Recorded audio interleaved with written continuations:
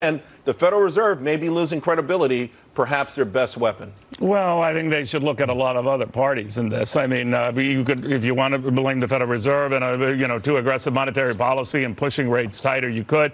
If you want to look at both parties' abandonment of anything hinting of fiscal restraint, you could look at that as well. The fact of the matter is there are a lot of hands in this, but when we have the times we have and the improvement that we've seen, and you talk about, and Stuart touched on this notion that deflation is a big worry, and that is a legitimate concern. I think you're right about that, Stuart. I just don't know what following Japan and Europe to try to control this is going to do, because they've not done a good job at containing it. Well, somebody has done a good job, and that is President Trump, and it is this economy.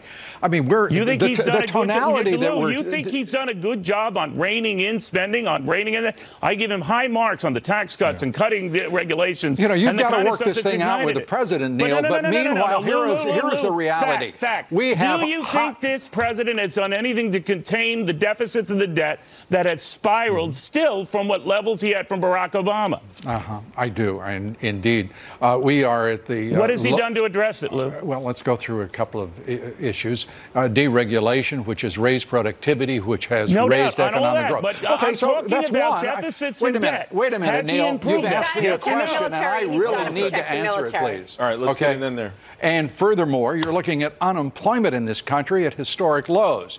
And by the way, it is shared prosperity. It is not only shared prosperity. We are looking at record low unemployment for every minority group in this country. I said that at the outset. And Lou, what about now with the deficit and the debt? Forgive me, I didn't interrupt you, Neil, and you've done it to me now twice.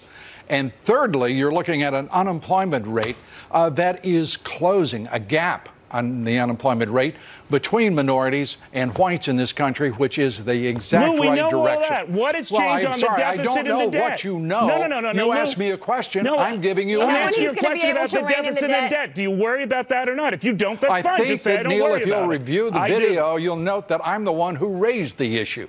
Yeah, I think everyone's worried about that, Maria, but I think not.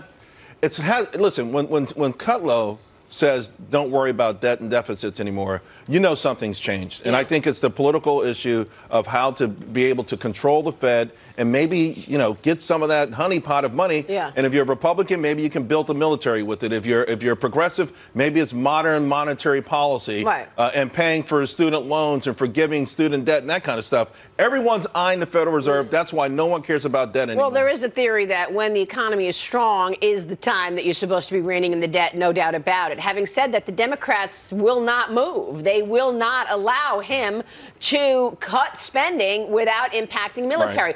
Mark my words, if the president gets a second term, he will take a knife to that spending and take a knife to the entitlements. How do you know, Maria? Because I think so. I think he needs both houses, number one, to get anything done. He needs both chambers. Is it fair to say both parties, when it comes to this issue, have abdicated their responsibilities? Absolutely.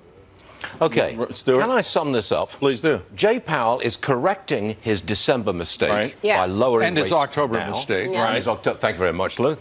Good chiming in there. Very good, very True. good. And secondly, he is not following the Europeans and Japan. He is responding to their attack on us, as he has to.